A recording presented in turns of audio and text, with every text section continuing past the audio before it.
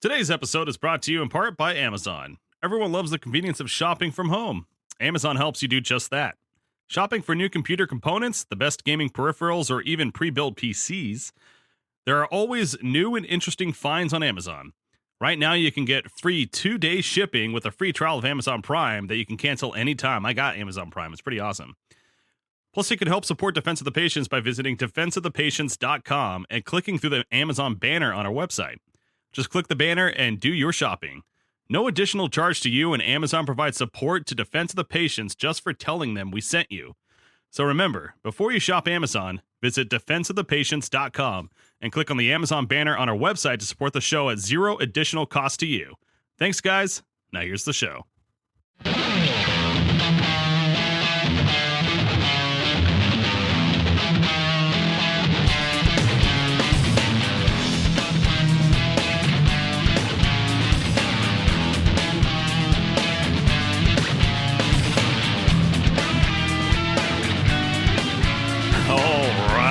Welcome, ladies and gentlemen, to the DotPro show with BreakyCPK. I am BreakyCPK, and, well, this week's show, it's obviously coming at you a little bit later, so first off, do apologize for that, but I promise you it is for good reason, mainly because I'm actually currently recording this as we speak, out of the Beyond the Summit studio. I'm here in Los Angeles, California, that is, beautiful Los Angeles.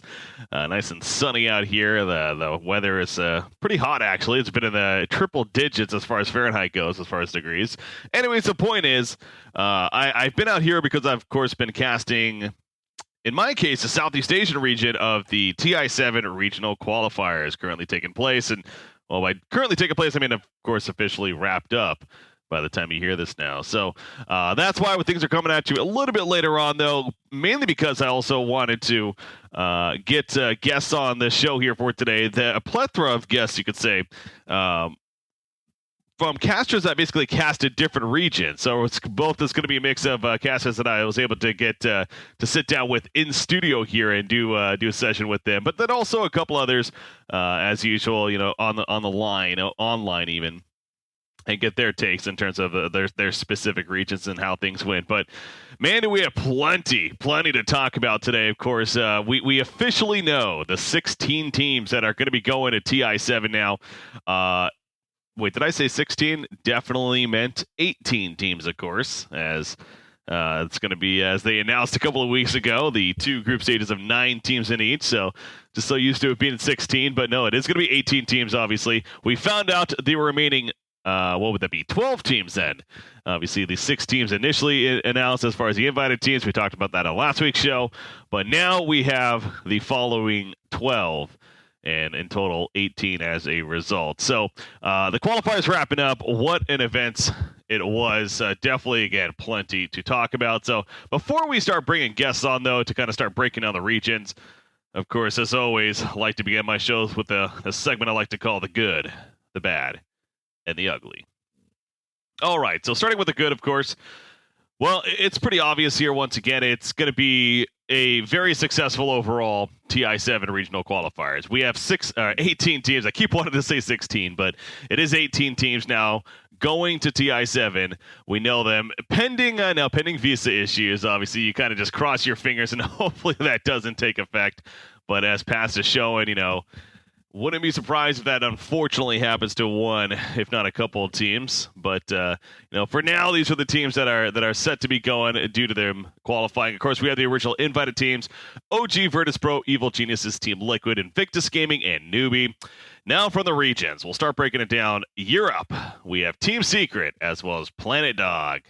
Yes, I did not stutter on that one. You heard me right. Planet Dog, the former Pro Dota team. As of late, they actually, of course, left the Pro Dota organization. We kind of mentioned that on a previous show here. And when they got invited, I was bringing up the point, like, I don't even know what the deal with that is, because they announced that they invited Pro Dota, yet it's not even known as a team anymore. They still allowed them to be one of those invited teams. And, well, for good reason, clearly. They ended up finishing as a second seed out of Europe, so they're going to TI. That's going to be fun to see which organization picks them up. I'm sure that somebody is, There's no way that they're going to stay as the name Planet Dog. Anyway, so those are the European teams. Out of CIS, we did have Team Empire. what a lot of people expected. Despite it overall being a competitive region, as it ended up being, Empire clearly was the team to beat, and they proved that in the end, as they are representing CIS. So they're going out of China. We have IG Vitality, LFY, and LGD going to be going on to TI7. Out of Southeast Asia, TNC, Fnatic, and Execration. And then out of North America, NP and Digital Chaos. And then South America, Infamous. So those are the 18 teams that are going to TI7 ready to compete. A couple of just very quick storylines. You notice as I'm listing off those teams right there. Of course, Southeast Asia, you'll note that Faceless, not a part of that. They actually didn't even make the playoff stage, unfortunately. They came up short to the playoffs, so they were knocked out of the group stages. Execration actually had to win a tiebreaker to even get to the playoffs in the first place. But, yeah, Faceless, I think just out of the brief overview of all the teams that you're kind of listing off right there, I think that has to be the one team in a lot of people's minds that stands out as, whoa, they're not going to TI7. And I'm with you there. I definitely expected at the very least Faceless and TNC were my absolute teams out of Southeast Asia. Who that third would be, a little bit indecisive, sure, but it proved to be a very, very competitive region. Again, we'll talk about that more later on. I'm going to be joined by actually Lumi to talk about Southeast Asia there and to discuss maybe what happened in those qualifiers. Another team that maybe comes to mind that is going to be short. Planet Odd. I know a lot of people would have maybe expected them out of North America. In the end, though, NP and Digital Chaos going. I don't think that's nearly as crazy, especially since there was only two teams out of North America. And, of course, Digital Chaos, a very worthy team of going, was just recently at Kiev. But as a result of all this, too, this will be the first time Misery, as the player, is not going to be attending a TI event as a player. So there is that to consider on top of it all. Outside of that, I don't think there's really anything that is that radical personally.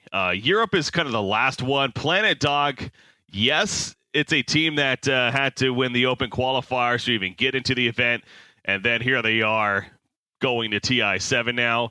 But as we really stressed from the beginning, the European Qualifiers, frankly, were not the most competitive region. It was basically secret and then everyone else. And it kind of proved to play out that way.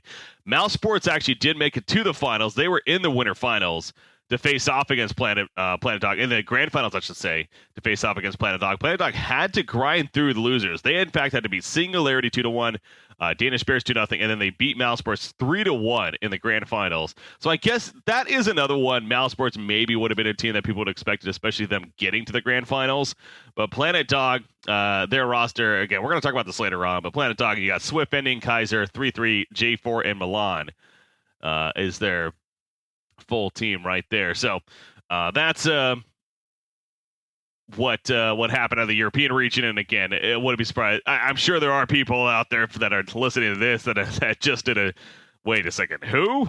But again, the European region, I think that's more, not to discredit Planet Dog, I think it really is more, it really was arguably the weakest region maybe outside of South America, frankly, as far as competition goes. But again, those are the 18 teams that are going to the International 2017 here, just a little over a month away, so looking forward to that already. And we'll be previewing all of those teams over this next month, really, in our shows leading up until TI7. So have some fun ideas there to kind of help us to get to know the teams maybe a little bit better even. And, hopefully get guests on from in a perfect world, get a guest on from every single team on that list. But, of course, that's not realistic. But let's just say I'm already in the works, and there's a good chance at least a couple of teams on that list, if not more, we'll be able to have on and kind of get their take in terms of now going to TI7. So it was filled with great success. It was filled with shockers. It was filled with upsets. It was filled with disappointment. These regionals, I know this is the first time I've ever been a part of the Dota 2 scene as far as going through the international season and now going through the qualifiers as a result, but I gotta say, and from what I've been hearing too, this is arguably one of the best regionals we've ever had as far as qualifiers leading up to TI7, and it's shaping up to be a fantastic event, no doubt. So that's the good overall, just good Dota being played and good results and entertainment for the fans, which is, of course, what really matters in the end. As far as the bad goes, So looking at the bad side of things, there were some hiccups in the event. It wasn't a perfect event by any means. There definitely were some hiccups, and eventually that's going to lead us into the ugly as well. But we'll start with the bad, and the bad side of it is the fact that we did have forfeits throughout the regional qualifiers. Later on, forfeits specifically, there was one team in Southeast Asia, the Skate Masters. They were the team, the champions qualifier team out of Australia, actually, a full Australian team. And, we're kind of excited to see what they could do, if anything, against the best of the best in Southeast Asia. As expected, they didn't. They started 0-7. Now, to be fair, they actually gave Fnatic a run for their money, a team that ended up qualifying in the end, and they were ahead against Fnatic earlier on in that game. So they definitely gave them a little bit of a scare, but ultimately could not pull it out.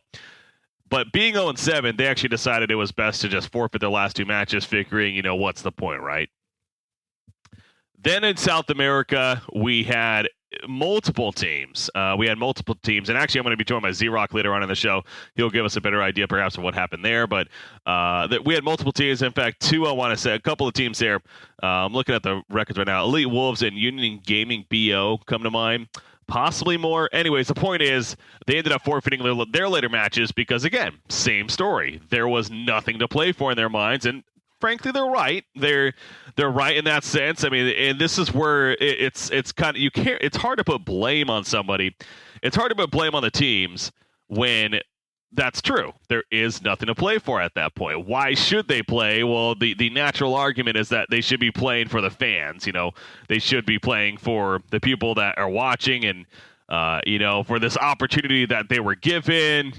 Play it out just to make sure that the fans get the most of this experience, and that you as a team, you get the most out of it as well, you could argue. But it is completely understandable, especially in the case of a team like Elite Wolves. This is a team that, again, in the previous show here, we kind of talked them up a little bit in South America as one of the contenders, no doubt. This is a Peruvian team that they were one of the three invited teams that ended up being that could have very likely qualified if things connected. Clearly they didn't. They felt that it wasn't in their interest to play the final match. And so that's why we're talking about this now as far as forfeits go. Now, the other side of it, though, is you got to, blame the system a little bit. You got to blame the format of the event and kind of look at it and say to yourself, is there something that could have been done that could then prevent this from happening? Esports is very fragile when it comes to running events like this. Round Robin specifically has always had this issue. When you get into the later rounds, you're bound to have these matches that just don't matter. Now, to be clear, there was every region went through this, and in the other regions, Europe especially, I mean, every team played it out. And we had cases actually in Southeast Asia where we were talking about. There was a team, I want to say it was Geek Fam off the top of my head. They were already eliminated, but they were trying to play spoiler essentially. Against, or I want to say it was even Moogle or even Happy Feet. I don't know. It was one of these teams. They were playing in a later round. They were playing spoiler, though, because they were playing against a team that happened to actually, it was going to affect them. And so they decided to play it out, and they almost were able to come through and, play that spoiler. In the end, they came up short, whatever. But the fact that they at least gave it their best effort, despite them as a team not having anything on the line, was great. And that's what you'd just like to see in the end. But we're not talking about players that are getting paid salaries at least by, Valve themselves or, anything like that. We're talking about players that don't have anything to play for at that point because that chance to go to TI is out of it. So why should they, in their mind, why should they continue? Now, as far as suggestions go, one of the biggest ones I think is the idea that we've talked about in the last week's show is bringing up a Swiss format instead of a round robin. Swiss format would, in a sense, eliminate the possibility of later matches, teams just playing for nothing, because it would get to a limit where when a team is a certain record, I don't know exactly the math, but it would have to be like 0-3, 0-4 even, depending on how many teams you have. Now, to be fair, in Swiss, you'd either have to have 8 or 16 teams. You could do 12, but you'd have to get a little fancy with it with the buys and whatnot. But you would have to have up to 16 teams, which is still very possible, I think, in all regions, of course, when you look at how many teams we have for the Open Qualifiers especially.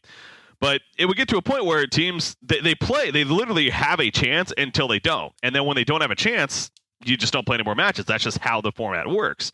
So that right there, and again, they ran Swiss at the Kiev Major, so they have the history doing it as well. It seems like that's kind of the obvious answer here. That's kind of the obvious, well, that's what they should really look at now for the future to ideally prevent this from happening.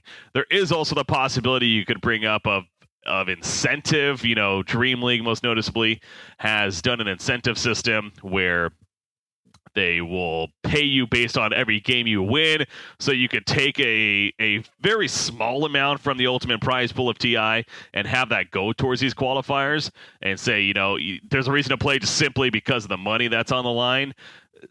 That would work in my mind. I don't see why it wouldn't, especially where we're talking about teams like Skate Masters, like in South America's case, like a team like Union Gaming BO, who doesn't really necessarily have the highest chances of going far, but it gives them an opportunity to at least make a little bit of something on the side. So that's an argument in itself, and we don't want to just take up the whole show with that by any means, but it's just something to think about. I really think it would have been very nice to see a Swiss format, perhaps, if anything, to help prevent the idea of these forfeits from going on. But so again, that has to do with the bad. I'm not going to put blame on 100% blame on either side necessarily, because I think there is fault in both sides, you can argue.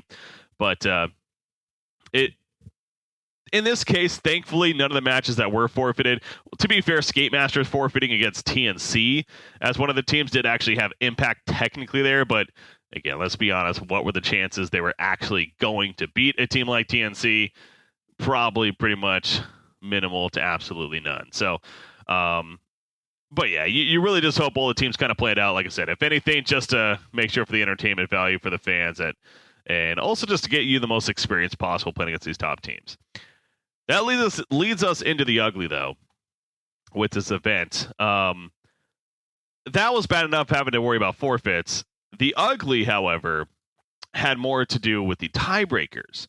Now, so I was casting Southeast Asia this event, and they're starting to get to the scenario, as you would expect, especially in a format like this, where it was going to be a possible, in the case of Southeast Asia, I think it was coming down to like Fnatic versus TNC as the final match of day number 2, and so I was making a point is like, because at that time both had one loss in their record, and so it was going to come down, or like I think TNC was undefeated and Fnatic had one loss, and so I was making a point. It's like, if Fnatic beats TNC in that final match, it could come down to that, and then if Fnatic wins that, then Fnatic moves on.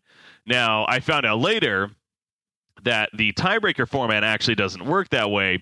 Instead, I guess Valve had decided that they wanted to run the tiebreaker where if you have the same record as somebody else, whether it's a 2-way tie, a 3-way tie, or whatever, you actually play tiebreaker matches. In the case of a 2-way tie, now, again, this was my normal reaction to that of, you just take the head-to-head, right? That's what, they played in the group stage matches, just take the head-to-head. In the case of, this happened in the case of North America specifically, with Team Freedom and NP actually tying in first place at the end of it with an 8-1 record. It turned out that they had to play a tiebreaker match because of the system that was given by Valve, which NP ended up winning. And then, long story short, Freedom ended up coming up short in the playoffs as well, ultimately sending DC, as we mentioned, to TI7. So this isn't a hindsight thing for me, though. This isn't I really wanted to see Freedom there, so I hate this format. I don't get what more you get out of playing one more game because teams happen to have the same record. Just playing another best of one to be like, we're going to play one more best of one to truly determine the winner. Why not at that point then give, if you're really set on it? Now, I guess the argument, which again, this is all speculation, I guess the counter argument is that this is a chance to go to TI. We don't want to just simply have it settled on they happen to win their group stage match against them. Well, first off, then why are you even giving an invite to a team that finishes first place in the group? If you really don't want to value the group stage matches that much, then don't even do that, frankly. Then make every team go to the playoffs and then determine the teams from there. But on top of that, but still, if you want to go further with it, if that's your point, why are you making it a best of one then? Why not give a 1-0 advantage to, in this scenario, in the case of Freedom, in a best of 3 series? meaning they would have to win 1, where NP would have to win 2. Why not just make it straight up best of 3? Honestly, I would even be fine with that. If that's your argument that there's so much on the line, we want to make sure we get the best team or whatever, then make it best of 3. Make it best of 5 even at that point. I don't care, but don't sit here and tell me that that's your point in terms of trying to determine the top team that's going, and then only to simply make it a best of 1. And again, I want to be very clear about this. I felt this way before, and I'm not even necessarily like this huge Freedom fanboy. I became a fan of the team from this event, but in the end, I did vote NP as my number 1 seed in the compendium. I expected them.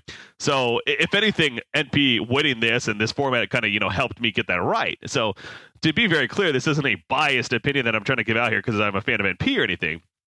This just happens to be the scenario that came up in this event. In fact, Southeast Asia did also have a tiebreaker at the very end as well, to a tiebreaker Execration and Team Faceless. Now, to be clear there, Faceless actually lost to Execration, yet they got a second chance.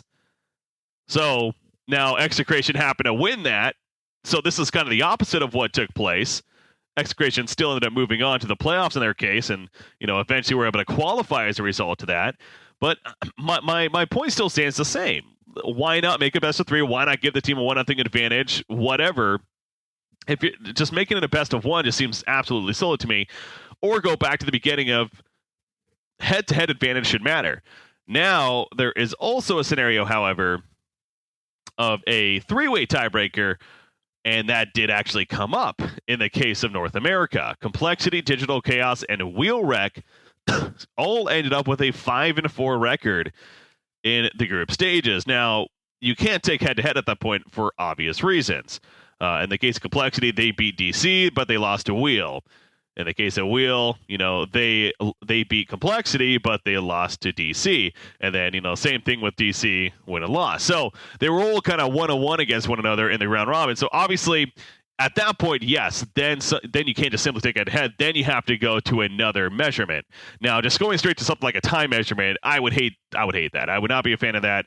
I want to stay away from that as much as possible. Now, they didn't go to time. They ended up going to these tiebreaker matches, which, okay, makes sense. However, it went on and on and on. We ended up in a scenario where Complexity, DC, and Wheelwreck literally were playing until about 5 a.m. in the morning. They had started at about noon their time. In the case of Complexity, they started about noon Eastern. Excuse me there, 12, 1 Eastern, whatever, in the afternoon. They ended up having to play Dota at a very high competitive level with a chance to get to TI on the line until about 4 or 5 a.m. in the morning because of the tiebreakers continuing to move on. They went one cycle. They all still ended up with they all beat one another after the one game, and so it ended up in a tie once again. They then went to do another set with. Now it was made clear, however, the second set. It then was going to go to time after that because obviously you're at a point where they're playing till the wee hours in the morning. Now, this is tough for me because it's hard to give an actual. I think that they did do it right, almost. I think, and this is a little bit of hindsight, they would have been best off in a 3-way tie scenario to say, you know what, you guys are going to play a 1 round of matches, just best of 1 against one another. If it's still in a tie after that, then we're going to have to take the time. They didn't do that. They took the time after the second set, which then made it go until that 4 a.m., 5 a.m. time frame. And then in the case of Complexity, Digital Chaos, they ended up, luckily, it never came down to time. They actually both ended up defeating Wheel the second time around. They then had 8 hours, basically, if that, to get right to sleep and then have to wake up and already be in a lobby and ready to go for now these big time playoff matches. Now again, some may say, oh yeah, they had 8 hours, whatever. They were literally just finished grinding 16 hours essentially of both playing and just really focused watching Dota 2 for the sake of what was on the line right here.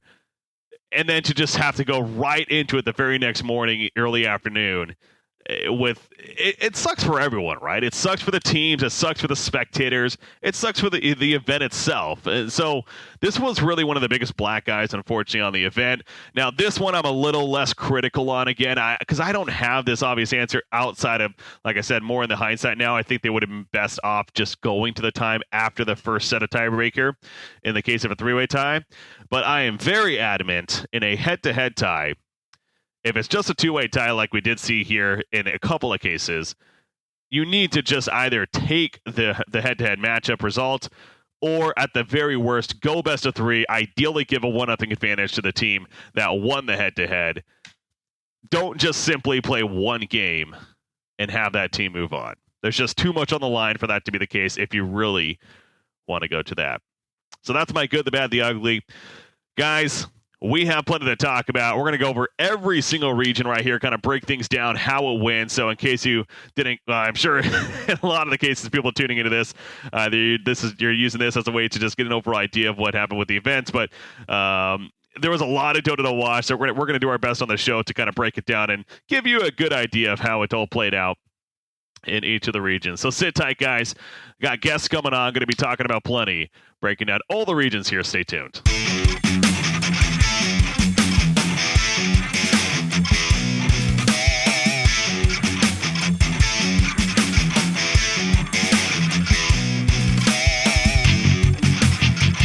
Okay, so now I'm actually excited to be joined by Lumi here. Lumi was doing some casting with me for the Southeast Asian region, even a little bit of China on top of that in the later days here at the TI7 regional qualifiers. So wanted to bring him on now to focus mainly on Southeast Asian again, touch a little bit on China there. But Lumi, once again, how's it going, man?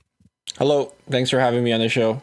I'm still a bit tired from all the endless casting and tacos that we had, but oh my gosh. They feed us too well, I swear. It's you gotta have discipline at these hubs, man. Oh yeah, man. They had 3 boxes of C's candy. I swear I probably ate half of them by myself. I want to say every time you walked into the studio, like last minute, you always had a C's candy in your hand, stuffing it into your mouth. I mean, I need to stay energized. It's very important. I guess it is. Well, no, we're excited to have you here, though, obviously, to talk about both how Southeast Asia went, again, a little bit of China there as we cast it at the very end. But so starting from the top, Southeast Asia, I think it's safe to say, really was expected to be one of, if not the kind of just toughest regions overall, the unexpected region. Do you think so from the general point of view, do you think it ended up playing out that way, that we got some unexpected things? Unexpected thing, yes. In terms of one of the team that I think a lot of people expected to have a deep run, if not take the first slot, was Faceless. And they, as you know, got eliminated. So this is a pretty big part of the story. I wonder if the team will kind of disband or change members in the future. But Team Faces has had pretty lackluster result from an international standpoint. And I think this is kind of like the final slap in the face. Yeah, so going over we'll start with the beginning here. The results, how they played out, it ended up being first place TNC. They ended up winning the group stages. And then on top of that, Fnatic got the second seed, and then Execration ended up claiming that third seed within the playoffs. Of course, Southeast Asia got 3 teams in the beginning. But yeah, going off of what you're saying right there, Team Faceless not making the playoffs even was shocking. I mean, they finished what was it, a 5-4 record, really came down to the final matches. But I don't know, this is a team that definitely has some star players, obviously Black, Ice. Is that a disappointment, or do you think that Southeast Asia as a scene is just getting stronger? It almost feel like Faceless is a team that was a bit stagnant. They were kind of at the same power level as they were created in the beginning, which is perhaps a little bit unfair to say. Obviously, they got better as player and team, but the region as a whole, I think, really got a lot better, got a lot more competitive. You have your Clutch Gamers, your Mineski, and Fanatics that even Execration as an open qualifier team, I personally didn't have a lot of expectation for them, but obviously they clinched that last spot as well. So I think to answer your question, I don't think Faceless got worse or anything. It's just like the region just got much, much better, especially with all the import of the other talented players from the other regions.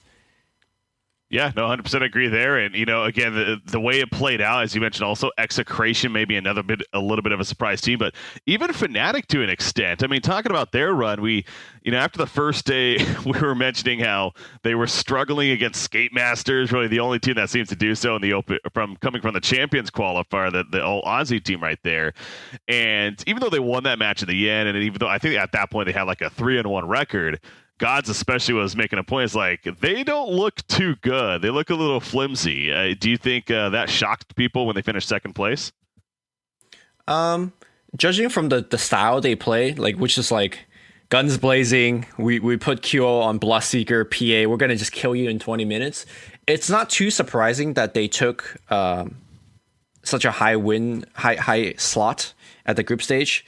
And also at the same time, it's unsurprising to have that kind of playstyle to be somewhat risky, right? Because if you don't do well in the first 10 minutes, then you could even lose a game to Skate Masters, which they didn't, but it came close to. So I think it comes down to more their playstyle. It's very high risk, high reward, and sometimes the risky stuff did not pay off. And then the last team we touched on there, and again, the last team to qualify to Southeast Asia, Execration. Now, also to clarify, they actually had to win a tiebreaker match against Faceless to even get into the playoffs. So it came down to that one match right there, which of course they won in the end. But I mean, that's just how close this was. We had both them being a 5-4 record, Geek Fam even up there at 4-5. We had 7 teams that easily could have contested for those 3 spots, and obviously it only came down to those 3. But Execration, the final team to make it on, was that a surprise to you, or was it maybe something that you almost expected in the back of your mind? It was a surprise for me, even like casting into game 3 of that series, because for the first 2 games, even though the series at that point was 1-1, I thought Clutch Gamer was the better team. And then when game 3 started, for the first 15 minutes, Execration just transformed themselves into this like tier 1 elite EG-esque, OG-esque team that had like the perfect rotation, the perfect timing. I was like, who the hell are these guys? Yeah. That just like, again, it was just like a cocoon that sprouted into butterflies. Now, I'm not sure whether Execration could play their A game like they did during their Seattle run, but if they do, I think top 6 run is definitely within contention. Jeez. So you think Execration could possibly make a deep run at this event early? Like, their ceiling is so high, but I don't know if they're gonna reach that potential, because you have this team where you have 3 to 4 core players. I think whether you were casting or watching the games, you just see them like role swapping every single game. So yeah, a bit of that consistency will be lost just from that. At the same time, it makes them pretty hard to prepare against, right? Whenever I've seen teams do that, like you mentioned, with swapping roles pretty frequently, I feel like that, yes, that they can prove to be good teams, but they have trouble being great teams. Because as you said, the consistency factor, that has to mean something. The idea of that muscle memory, playing that role over and over and over again to be good at it, where if you're constantly swapping things up, you really have to rely that much more on your mechanical skill. But there is the other side, as you pointed out, then maybe it's a little tougher to prepare for you. But I want to say, I think the consistency almost trumps the idea of the teams maybe having a little bit more difficult of a time to prepare against you. I think if you look at from a historical perspective, all of the championship team just had a stable, all right, he's my carry, this guy's my 4 position support. I don't think, like, if you look at TI winners, there's a team that just says, all right, sometimes I play mid, sometimes I play support. This is definitely going against the norm, but there's first time for everything, so let's not count out Execration. Absolutely, and they have one of the better player names in the whole event, Raging Potato. I just saw that name and I'm like, this is a pro player that's going to TI. Like, out of all the TI players, he has to have the best name. I can't think of another one. He has a long history of name changes as well. He used to be called Jay. Like, he has like 4 or 5 different tags, settling on Raging Potato right now. And I guess the cool story behind him is that he is one of the longest running Pinoy players. So I guess like the North America example, it's like, think of North America Dota, you would think of Fear as like the old guy, the vanguard. He is kind of like that for Pinoy Dota. And he played for the Mineski brand for such a long time. And he was very close in making to Valve events. And the first time he like left the team, he qualified to GI. So I think that is like a tutorial piece waiting to be written, because I don't know. It's like imagine Kobe leaves Lakers and wins like championships, that kind of stuff. Yeah. That would be something. That would be something. Execration also wasn't Abed part of this team in the past, the organization yes, at least. So, well, was he part of these? Was this the team to an extent, or was it completely different players? Let me see. They definitely had Abed, and I believe they had Ajit as well. Although I'm not.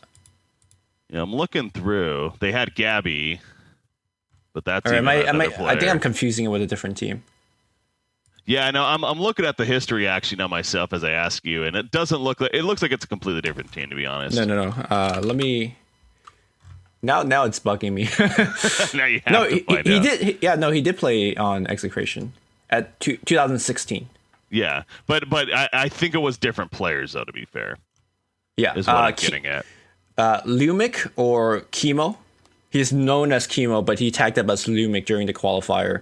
Okay. He's the guy that's on the team all the time, tying it together. But okay, yeah, it's not too uncommon to see these Southeast Asia teams swap a lot of players. But I think the stability is I think a little bit better than most other regions. Well, talking about a player that's, a very prestigious player in the scene and swapped a little bit recently, made a big swap recently, of course, leaving Fnatic to join up with Mineski and try to make a new team there. Of course, Ark and Mag also part of the team. We talked about Mag's drafting during the event, and frankly, this was a team, the more we watched them, I almost expected them to make top 3, but again, they fell short. They ended up losing Execration in that first round matchup right there. But then you also had Clutch Gamers that obviously lost in their 3-game series against Execration. Execration knocking out both these teams here. Of these two teams, Clutch and Mineski, which would you say had the more disappointing result, or was it more disappointing for them even? I think just from looking at a big name standpoint, obviously it's Mineski because it's the. But we are talking about Mineski, right? Just double checking. Okay. Clutch, yeah. Mineski obviously is like Mushi, Ninja, Biggie, Rio, or at least from like a C Dota perspective, these are household name. Mag coming in here looking rather impressive from drafting and playing. I think, it's if I have to pick an MVP from one of the losing teams, I would say Mag for Mineski is definitely an MVP. So I think in terms of names, Mineski is definitely the bigger disappointment. Personally, though, Clutch Gamer, I feel like they're a team that has a lot of potential for growth. It's always very nice to see a team that could make a comeback after losing all 3 lanes. And that's like the mantra of Clutch Gamers. We're going to lose early, and then we're going to just like team fight you with a 10K deficit and somehow like come out with miraculous plays. That's always very fun to watch. A team that like kind of clutches from defeat and just like comes back. So that's also a disappointment for myself. Yeah. Another thing we kind of touched on even during the event, and now that we have results here, I mean, speaking of Mineski, Mag and Ark joining them, TNC, of course, the team that got first place, their new captain, 1437, joining the ranks, coming from Canada himself. A lot of these national players, these international players even, foreign players, whatever you want to say, coming to Southeast Asia and joining these teams in a couple of these places, even captain roles.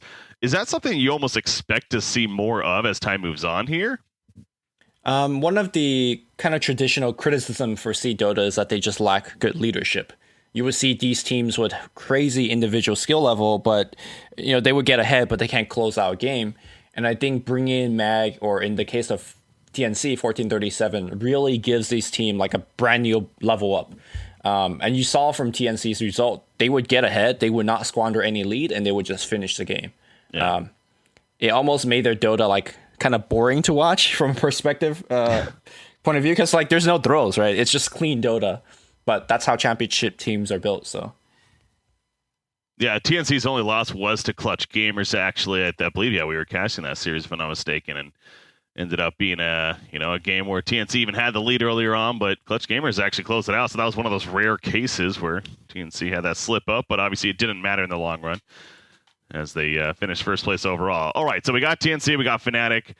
You mentioned even Mineski could possibly make a deep run, but of these 3 teams, which you think Execration is going to make the deepest? Oh no, I'm sorry. Yeah. So that's I said somebody else.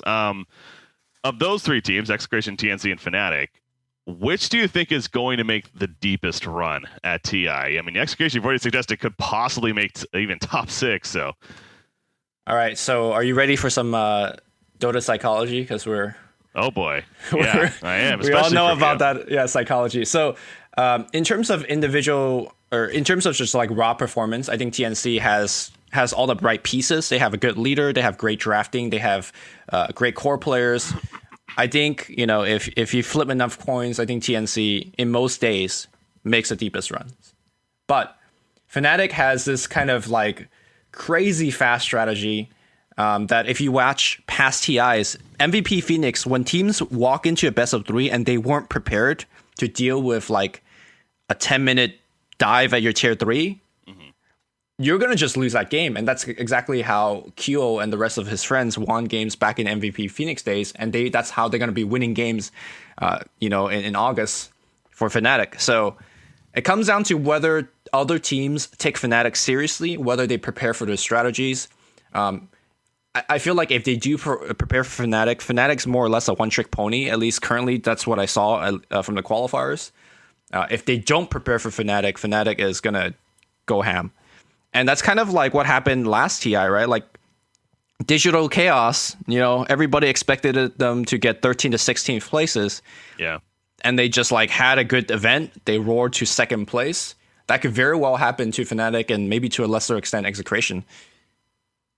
Fnatic's also a very experienced team. Let's not forget that too. I mean, 4 of their 5 players actually have that TI history, of course. Ajit being the only one that this is going to be a new experience for him. But it's going into this event, I was frankly not expecting much out of Fnatic. And I don't think I'm wrong to think that, right? Like, Fnatic actually has been struggling, even with this new roster in these Southeast Asian qualifiers coming up to this event. I feel like they really haven't proven that they actually are a Fnatic squad that can really be one to reckon with. But, picking up Ajit most recently, I think kind of made things come together. And then obviously we saw at this event. I mean, how do you feel about that? Was it almost, I guess we kind of asked that a little bit, but before this event, is it wrong of me to think that I didn't expect much from Fnatic going in? I mean, judging from their, like you said, the performances recently, I think you would be very correct to assume that they won't do so well. But just looking at the names on this roster, it's just all like superstars essentially for C. So it's, to me, one of those things that eventually they will have a breakout. Eventually they will gel together because these guys are just too good to not win. So good for them that this is the time that they actually came together and earned a spot. Yeah.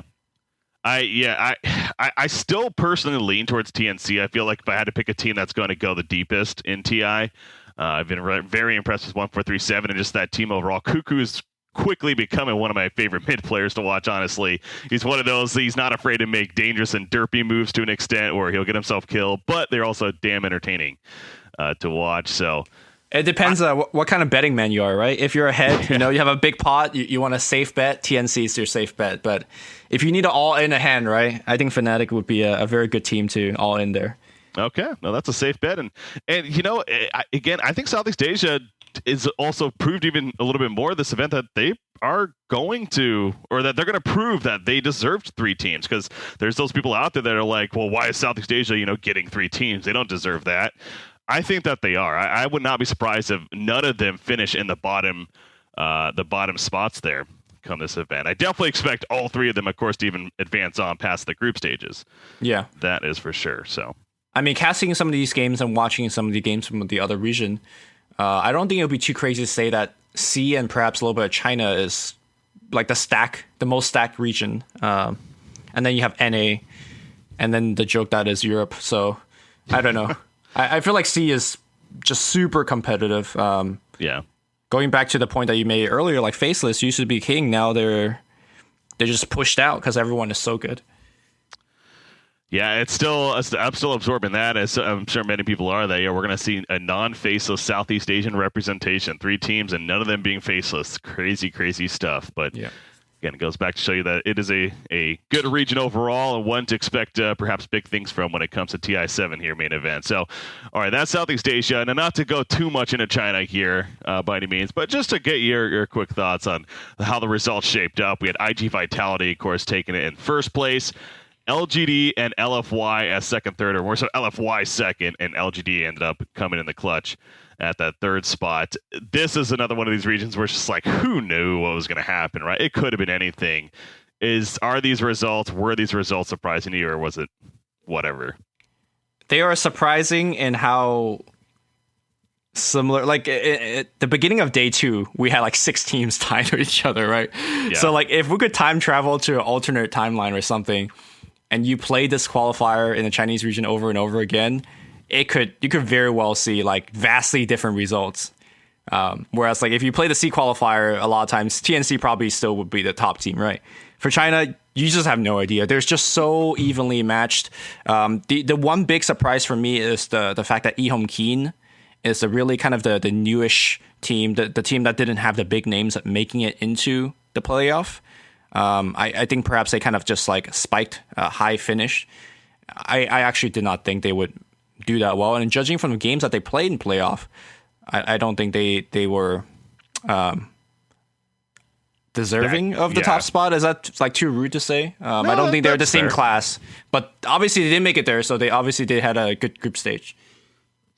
So that's all it takes sometimes, 2 good days and you're in the playoffs.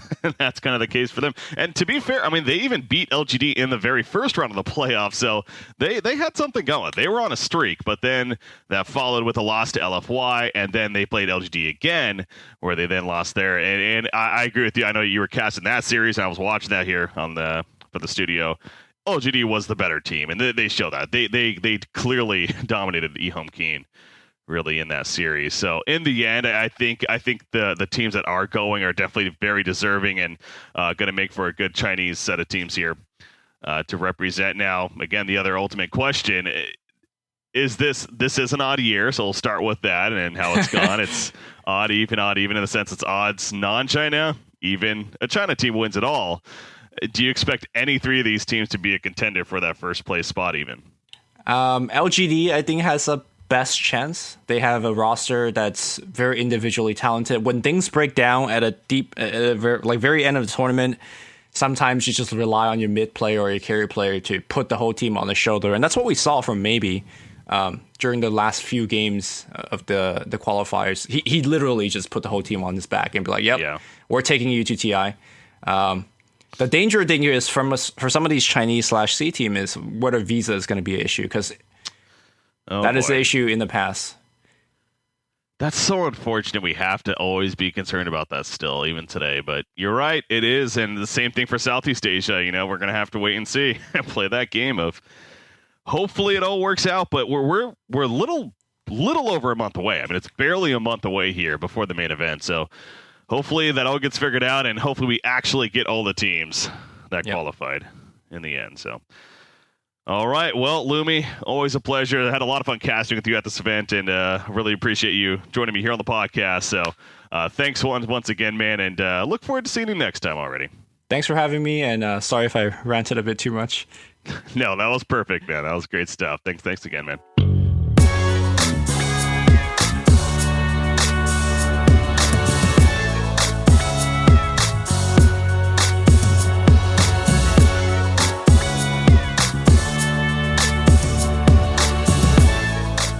So now I'm excited to be joined by the one, the only Zrock. I have him on plenty, including these last couple of shows here, and bringing him back once again because actually he had the chance to cast a bit of the South American region here for these qualifiers. So Zrock, welcome back here. Hello. South America, huh? We got some South America Dota that you got to watch. America, I did, and to be honest, I was really surprised. The first couple games I did was not South American Dota in the way that I remember it. They were very slow, they were very controlled, especially SG. It was just very strange watching their early phases of the playoffs. So we'll start from the top here. This was a region, of course, they only had one qualifying spot, I think to no one's surprise here. Infamous ended up winning it all in the end. They win 3-0 over SG Esports. They are the team representing South America at the event. Just to clarify on the roster, we're looking at Benjis, Tomato, King Tekka, Matthew, and Excel. So Infamous, I know that, again, we were talking about this the previous show here. You expected a Peruvian team to advance on, either Infamous or Elite Wolves, and Infamous ended up being the dominating team, it seemed like. I think literally my words in the last DotPro were whatever team had King Tekka on it going into the qualifier was going to win the qualifier. And not only did they win, they went, 7-0 in the playoffs to win? Like, they didn't drop a game in the bracket. You're right. 2-0 over SG, 2 over minus Elite Club, and minus Club Elite, and then 3 over SG, yeah. Yeah. So, I mean, I even said it going into the last major that I thought Infamous was probably a better team than SG Esports overall, but they did have a bit of roster confusion there with Elite Wolves grabbing some of the players and mixing them up. But it does seem like Peru has settled into a bit of a hierarchy here, and I mean, yeah, Infamous looks so good. So what about Infamous looks so good? Were they a team that just basically was just playing clean? I mean, you mentioned even almost surprised you a little bit about as far as how slow-paced some teams were playing. Yeah, it was very strange. SG almost seems like since they played international, they adopted a little bit more of a balanced style. They picked up some slower strats. They tried playing a little bit more vision control. But in reality, then they remembered they were back in South America and Infamous runs at you. And they got ran at. I mean, they got vipered twice in the grand finals and couldn't handle it at all. It was just, in reality, Infamous just, it's a good South American Dota thing. I don't necessarily know how well Infamous is going to stack up to international competition, but for their region, they're just the best at that style. And, I mean, it's indisputable after these results. Do you think that, so it sounded like this, and I'm sure so this is going to be your answer, but was Infamous the best team to go out of South America? I think SG probably would put on a little stiffer competition internationally at TI because they played against those teams now. Okay. But I think Infamous was their best team in their region. 100%. Yeah. Elite Wolves, the other Peruvian team that, we expected to perhaps be a contender of sorts. They didn't even make it out of groups. They finished with a 4-4 record, actually. So, hell, that even means that they forfeited one of their games, apparently, or didn't even play one of their games, I guess you could say. And that's another topic that we'll get into very shortly here as well. But first off, Elite Wolves, what happened there? I mean, is South America just that good as far as competition goes, or did they kind of mess things up? In reality, I just think that's still the team that's kind of in the growing phase. They lost King Tekka a couple weeks before the qualifiers all got going. They really just... They just didn't quite have the punch. They're a fairly new roster. They've got a lot of old dogs in Peru, but, I mean, they're missing a big shot caller and losing a cell from Infamous. Kataro has been with Infamous since he started Pro Dota, so... They've got all these players that broke out of the Infamous system or broke out of Not Today where they were, and now they're trying to make a new roster work.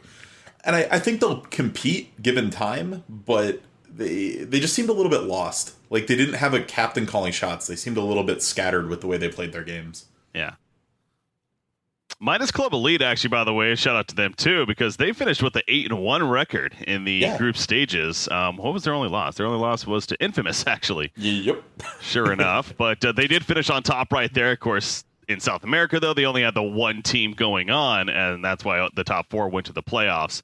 And they ended up coming up short, of course, as we mentioned. But were they maybe a surprise? But they were the top team out of the Open Qualifiers, and to be fair. Yeah, I was going to say they were a bit of a surprise in the fact that they did actually win the round-robin phase, but if you look at the way the rest of the teams went, there were very few surprising upsets from the lower-level teams in South America here. Like, the Colombia Dota team went 0-9, Union Gaming 2-6, Anthrax 2-7. I mean, the totally unknown teams just bombed it. They only beat each other, and so... You had this hierarchy falling where the top four teams basically only lost to each other. Yeah.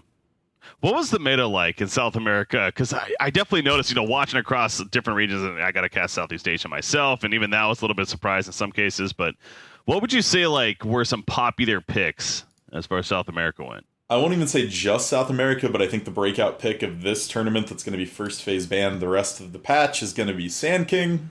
It won a disgusting amount of games. It's just way too strong. I say Rubik got overpicked in the region. They picked a ton of Rubik on both sides, but it did really underperform. I'm actually looking at the Dota buff now. The Dota buff actually sorted it pretty. I was surprised that they did this, but they sorted by the regions even. So I'm kind of going it through right now. And Rubik actually was the top pick. So you're right there. He had just about a 50%, 53% win percentage to be fair. But yeah, it was almost solely in group stage.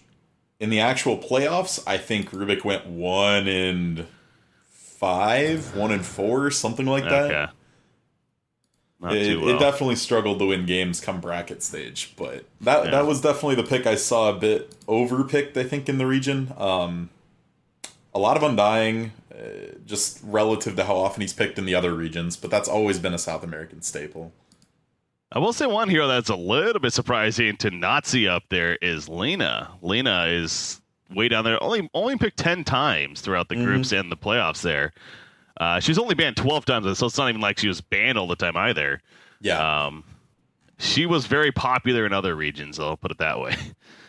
Yeah, absolutely. I agree. I think Lena was pretty much the best pick for mid, or at least the most consistent pick in mid throughout most of the regions, but South America, relatively unseen. So is Tomato the player to look out for with Infamous? Is he Tomato's a god. Yeah, we've talked about this before. So Tomato's a huge playmaker, but he needs an initiator on his team. And then you're grabbing arguably one of the best initiators in the world with Tekka. I mean, the guy will run in on Slaughter suicidally to get a 4-man crush. So when you pair that with somebody who's as big of a playmaker as Tomato, it's just a brilliant pairing. It's just doing so much work. And I think Tomato's definitely one to look out for just because he has so many years left for him. He's still super young. He is very young, isn't he? What is he, 16, one of those players? Yeah, and Matthew, actually, their offlaner, he's like 14 or 15. Really? That's insane to me. If it's the same person, I believe it is. Yeah, he's super young as well. See if it has a birthday on Wikipedia here. Can't find one, unfortunately, on the Wikipedia, but yeah, that is really young. Yeah. If that's the case. Imagine traveling there. Well, I want to go back to King Tekka real quickly. You've brought that name several times. This is a name that I've heard many times before, I feel like, and usually because of bad reasons. And I'm getting at the pubs. I guess he doesn't have the most respect in the pub scene, I think is one way to put it. Mm-hmm. Is that something that could hurt them? Is that something that's going to like hurt their chances? Or is that something that he just leaves in the pub scene but is serious when it comes to competitive, you think? No, it bleeds through to competitive as well. Story time. So there was a series I was casting, and it was for Infamous at the time. They were mid-series in a tournament, and all of a sudden, Tekka wasn't in the lobby. We were on to game 2. They had lost game 1 in a pretty throwy way. They were way ahead, and just 5 minutes later, they'd lost. All of a sudden, I get word from one of their managers that Tekka's no longer in the house. Oh, jeez. He got on a bus and went over to the Elite Wolves house. So, all in all, I mean, it does carry through. It's just a question of, can they temper it? Can they relax him, calm him down when things do go bad? All in all, I mean, he's an emotional player, much like the team on Mouse Sports. And if you have the right attitude going into that, that can be a huge benefit for you. So I think as he gets older, as the roster finds some more success, that will temper out a little bit and probably be more of a benefit. But yeah, right now there's a lot of question marks around his attitude. So, and again, I love having you on for this because there are a lot of people out there that may not be very familiar with the South America scene, let alone a team like Infamous in the end. So that's why we're kind of doing this here by regions. What are the strengths overall of Infamous, would you say, when it comes to now international competition? What are they going to bring that may give them chance here at TI? They're fast.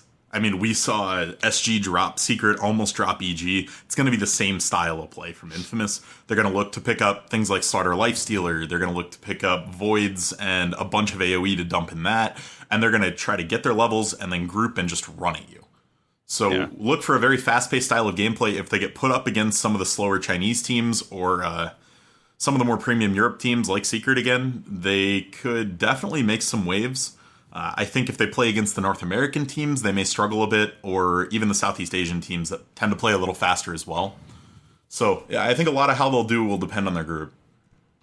I also think it really helps having a player like Tomato again. That mid lane can really just control the game overall, and clearly he's proven that he's going to be comfortable playing against the top mids in the world, it feels like.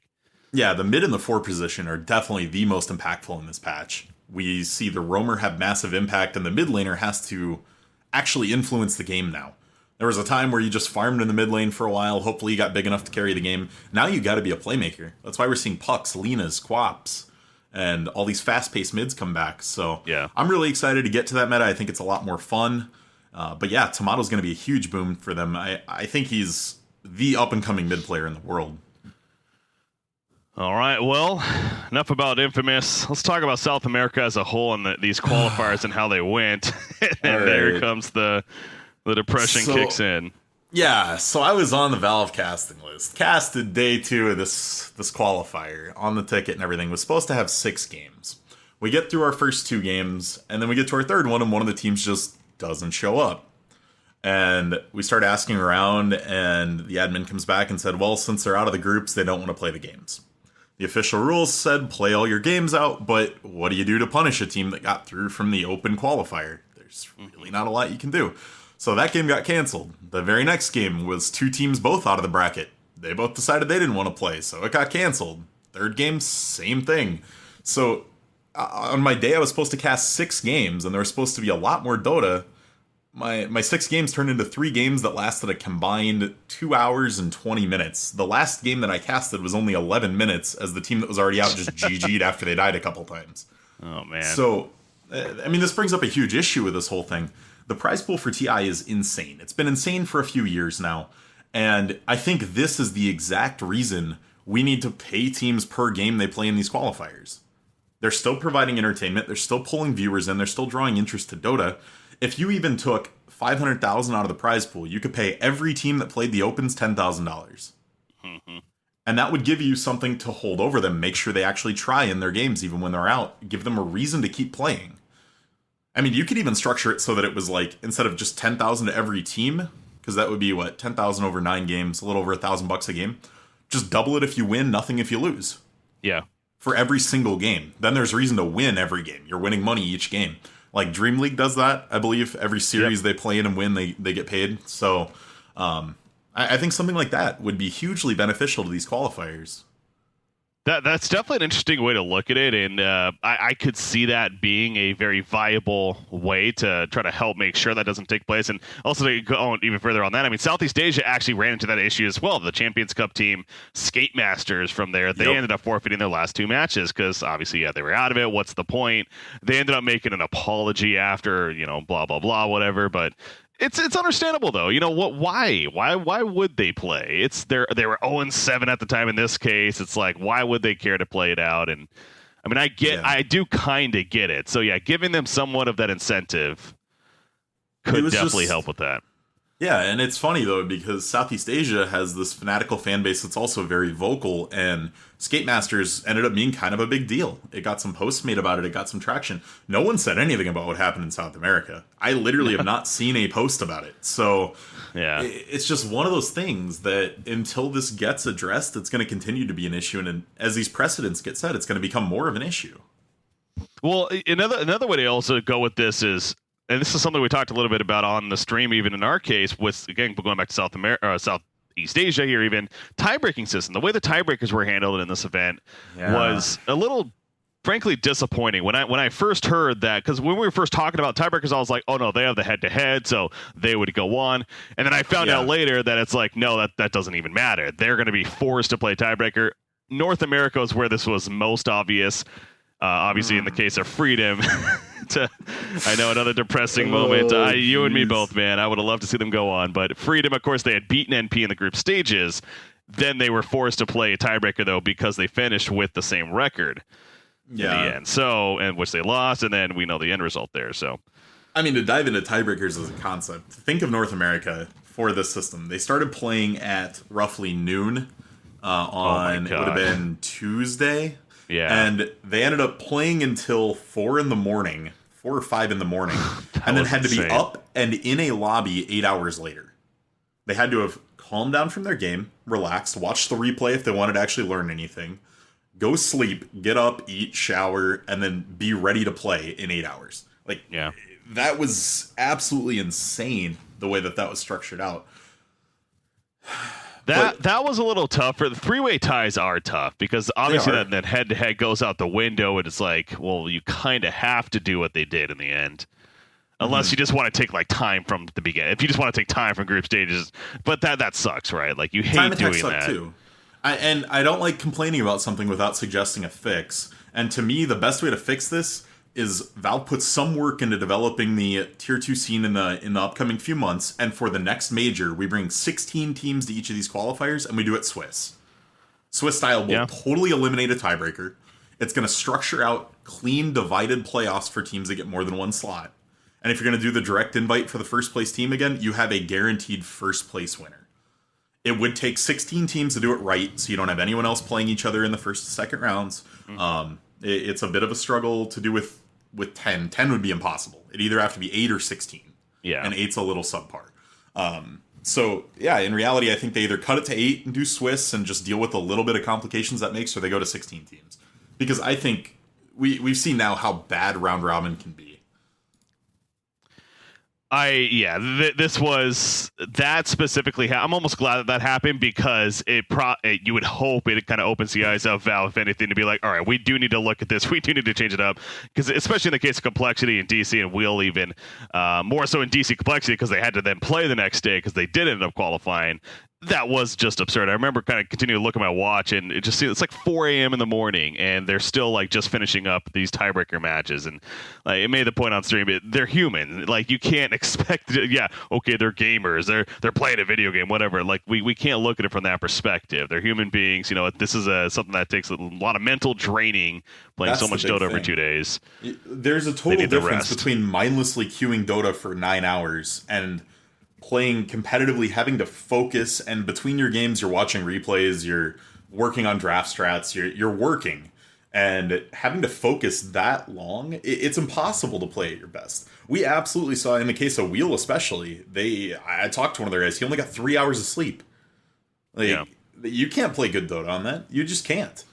Yeah, and it sucks for the viewers too. And with that said, like they're playing crappy Dota because they are just unfortunately forced to play these games like that. So, like you said, it's good to have the suggestions, and I 100% agree with you. We'd also brought that up, the idea of the Swiss format. It seems like that is something that would just help alleviate said issues. You did mention you had to have either 8 or 16 teams. I think you can maybe get away with 12 teams where you do it where the top 4 teams maybe through an invite away would get a bye of sorts, like in a first round, and then the 8 teams play like maybe in 2 separate double. Like you can get fancy with it, I guess, but or you just go to 16 and just say let's just do 16 with the Swiss. That would be my style to do it, because even if you bring 16 and we get 6 no-name teams that are going to bomb out, with the way Swiss format works, they bomb out incredibly quickly. They're done in a couple games. They're out of it. They had their shot, but they don't take up a lot of airtime. They don't take up a lot of administrative time scheduling and getting the games going. It's just kind of one of those things that they're part of the system. Let's get them in and grind them out. So I think 16 would be fine, especially in regions like CIS and SEA. The regions that just have a ton of up-and-coming teams. They would do that in a heartbeat. I don't think there'd be any issue there. Oh, yeah. Well, so South America, though, it all goes back to Infamous again, representing South America. And I think we're going to be talking about this over this next month here as we preview TI more and more as it gets closer, of course. But just right now, do you see Infamous having impact? What's the best you see Infamous doing at TI7? The best I see Infamous doing would be dropping a team like OG or Secret in the group stage. That's probably going to be their shining moment. So you're not expecting much then? I'm really not expecting that they're going to get out of groups. They might get out of the group if, like, say maybe Execration's in their group, or the second place team from the old Pro Dota Planet group Dogs. out of Europe. If one of them is in the group, they might squeak out of the group stage, but I don't expect them having any huge impact in the bracket stage. I just don't see it. Their style of Dota is very binary still. They just don't scrim against top teams enough to have developed the depth of play that a lot of these top teams have. So, yeah, I think once they get seen a little more and teams get acclimated to South American Dota, it's going to be a bit of a different beast for them. All right, well, North America, just to touch on it a little bit here. Don't want to get too much into it necessarily, but the results in the end, NP going again, as we mentioned, they're out of first place, having to win a tiebreaker over Freedom and did so. And then you had Digital Chaos actually winning the playoffs, making their run there and taking out Freedom actually 3-0 in the finals, which I think surprised a lot of people and definitely including myself. What do you think of those two teams? I mean, I think two deserving teams are going, no doubt, but yeah, man, Freedom gained a lot of fans. I think given the way the group stage went and looking at the way teams played their games, I would have been content with any pair of those top 5 teams going. I think they all showed merit there. DC definitely showed the ability to adapt. I will say that final was probably the most disappointing series or game in all of North America for me, just because Freedom stepped out of what's won them games the whole tournament. They picked Dusa, which I don't think they played at all in the entire up-and-coming brackets, and like the Yawar doesn't play much Troll, and then the carry Necro they ran the last game. It was just very odd. It wasn't what they'd been playing before. They were on, you could almost say maybe they were just on, I don't want to say tilt, but they were feeling the pressure. Again, knowing, they talk about the ride, the roller coaster ride that Team Freedom went through. They went from the very beginning where no one really expected much out of them to all of a sudden they're the top team in the groups and like getting their net. When did they lose to Red? When was that? That was on day 1, right? Yeah, it was very early on. So there was a second, it was their first match. Yeah, it was their first match. They literally started 0-1. So they started 0-1, so it's like they started on a low right there. It's like, okay, this is going to be rocky. Then they go and win 8 games in a row, thus end 8-1, and on top of the groups. However, NP ends up tying with them. Despite them beating NP in the group stages, again, they had to go to the tiebreaker. We already talked about that. NP won that. Then the roller coaster goes way back downhill again, and you got to just wonder if that really... Then the playoffs, I mean, they won. They got to the finals. It's like, okay, they're still looking good. And then, again, the grand finals happen, and they just kind of, as you said, pick some stuff that maybe they shouldn't have, or they just really haven't been practicing, just out of the ordinary, and fell short there. So, and that kind of hits the overall encompassing issue with round robin phases, right? They lost 1 game in groups, so even if you play flawlessly the rest of it, you're already done. I mean, in theory, a team could just win out, and you're just done. And which happened. It's just a strange way to do it, and it leads to a lot of games that don't mean anything. And I will say it's a little weird.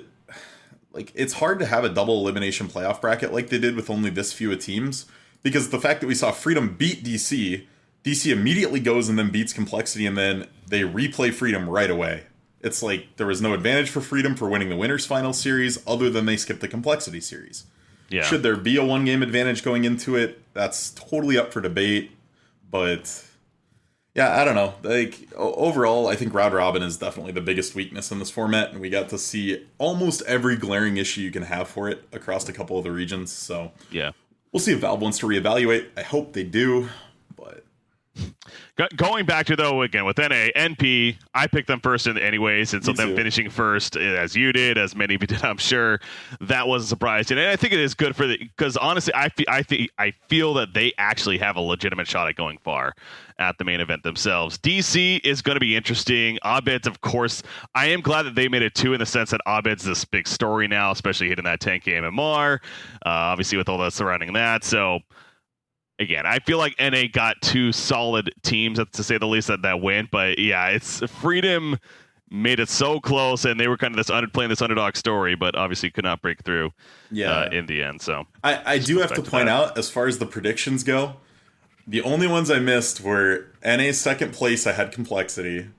and China, I had Vici. The rest I nailed. Really? Yep. Wow. Look at you. I know, right? Vici, huh? I did.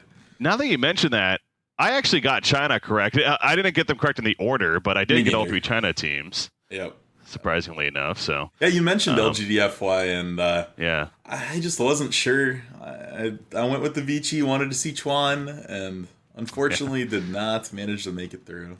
No, they did not. All right, though, but I think we talked about a good amount here, especially, again, focusing mainly on South America, dabbling a little bit into NA, but Zrock, is always a pleasure, so thanks again for joining me, man. Absolutely. Hopefully I'll be back soon.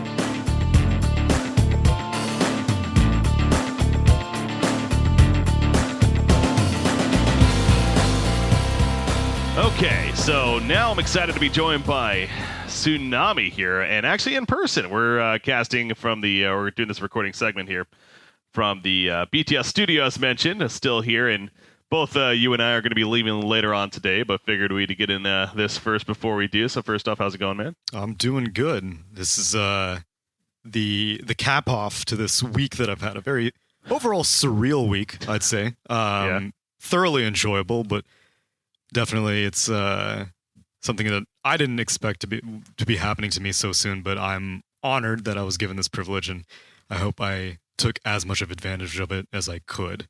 Seems like you had fun with it.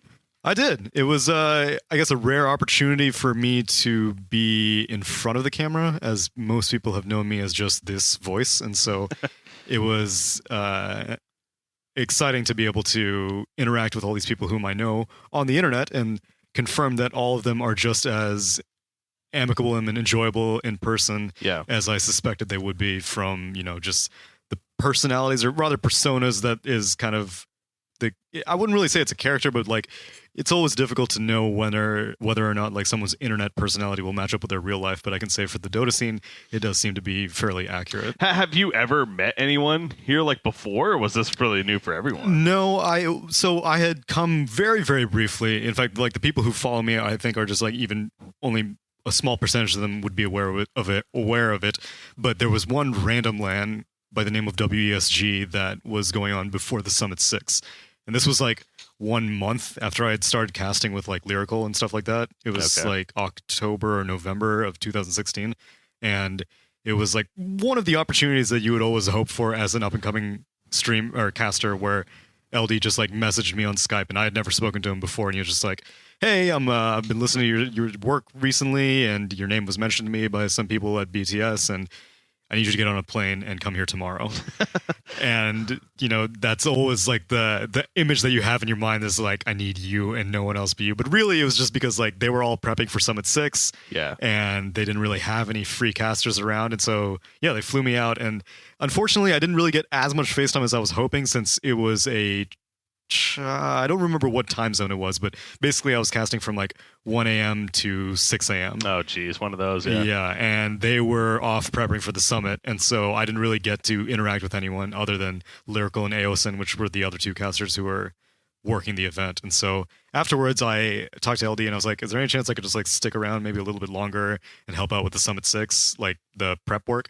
Because I couldn't take that much time off work, so I was just like, still the weekend. I just want to, see the behind the scenes, basically, because that's what I was hoping the first time. And so I was able to meet LD, Rob from the BTS production, Dakota, and I'd say, and Merlini, and for the most part, just like the core BTS group, aside from Gods.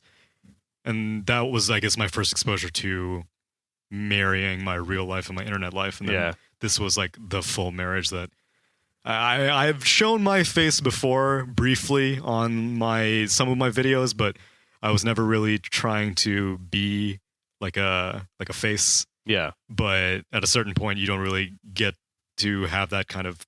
It's not even so much privacy because I don't really care, but it's kind of it's like a important breaking point. It's a transition. Yeah. Exactly, as an internet personality, to like find people be able to like associate you with that, because even when I stream, I don't stream with a webcam or anything, but it was overall a very positive reception I seem to have gotten, and I definitely got a lot of practice out of it, because for one thing, I had never paneled before, and that was a new experience. I'd never tri-casted before. That was a new experience. And then I expanded my shoutcaster roster, which was originally just you, Lyrical, Lumi, and then this event I was able to work with LD, Toby, OD, and then along with tri-casting with Merlini and Draskell. All right. So the ultimate question: who was the best to work with?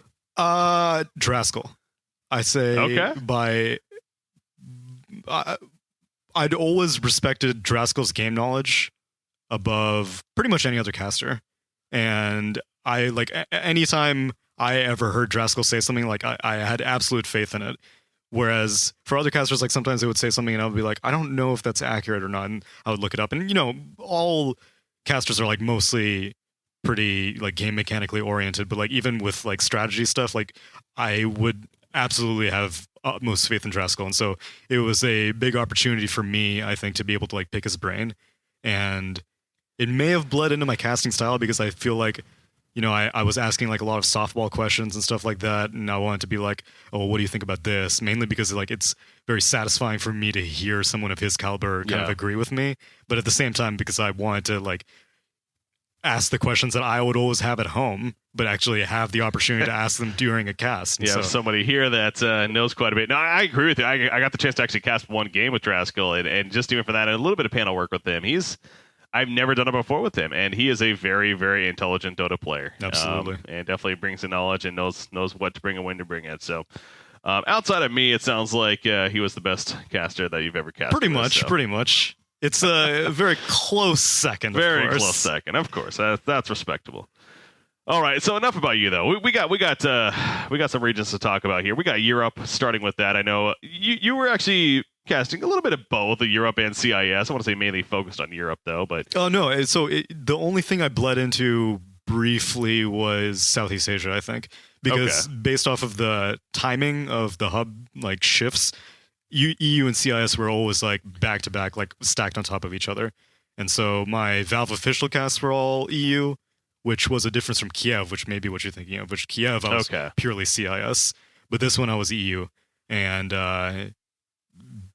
yeah, it was I guess 6 of the regional, like the round robin stage, and then pretty much all of the playoffs I was paneling for. Not that I was supposed to, it's just that like why not? Exactly, because no one like, else was. Exactly. I know, I was so confused because people were like, dude, I can't find anyone to panel. And I'm like, dude, I wish I could panel, but I have to do all these other like regional casts. And so as soon as all my the round robin stuff was over, I was like hungry for the opportunity. I was like, dude, I'm going to like shove myself down this panel's throat. I don't care if anyone likes it or not.